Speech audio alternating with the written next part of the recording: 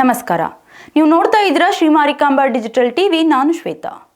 ಗಾಂಜಾ ಸೇವಿಸಿ ಅಮಲಿನಲ್ಲಿದ್ದ ಯುವಕನೊಬ್ಬನನ್ನು ಶಿರಸಿ ನಗರ ಠಾಣೆ ಪೊಲೀಸರು ಬಂಧಿಸಿದ್ದಾರೆ. ಇಲ್ಲಿನ ಕಸ್ತೂರ್ಬಾ ನಗರದ ಸರ್ಫರಾಜ್ ಶಾರುಖ್ ಸಮೀರ್ ಖಾನ್ ಬಂಧಿತ ಯುವಕ.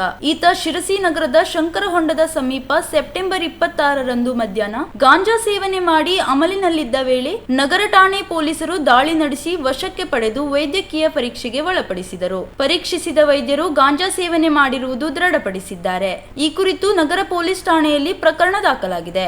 ಜಿಲ್ಲಾ ಪೊಲೀಸ್ ವರಿಷ್ಠಾಧಿಕಾರಿ ಎಂ ನಾರಾಯಣ್, ಹೆಚ್ಚುವರಿ ಪೊಲೀಸ್ ಅಧೀಕ್ಷಕರಾದ ಸಿಟಿ ಜಯಕುಮಾರ್, ಜಗದೀಶ್ ಎಂ, ಉಪವಿಭಾಗದ ಡಿಎಸ್ಪಿ ಗಣೇಶ್ ಕೆಎಲ್, ಸಿರಸಿ ವೃತ್ತ ನಿರೀಕ್ಷಕ ಶಶಿಕಾಂತ್ ವರ್ಮಾ ಮಾರ್ಗದರ್ಶನದಲ್ಲಿ ಶಿರಸಿ ನಗರ ಠಾಣೆಯ ಪಿಎಸ್ಐ ನಾಗಪ್ಪ ಎಂ ನೇತೃತ್ವದಲ್ಲಿ ಸಿಬ್ಬಂದಿಗಳಾದ ಹನುಮಂತ ಕಬಾಡಿ, ನಾಗಪ್ಪ ಲಂಬಾಣಿ, ಅರುಣ್ ಲಂಬಾಣಿ, ಸತೀಶ್ ಅಂಬಿಗ, ಮಂಜುನಾಥ್ ಪಾವ್ಗಡ್, ಹನುಮಂತ್ ಬರಗಿ ಕಾರ್ಯಾಚರಣೆ ನಡೆಸಿ ಯುವಕನನ್ನು ಬಂಧಿಸುವಲ್ಲಿ ಯಶಸ್ವಿಯಾಗಿದ್ದಾರೆ.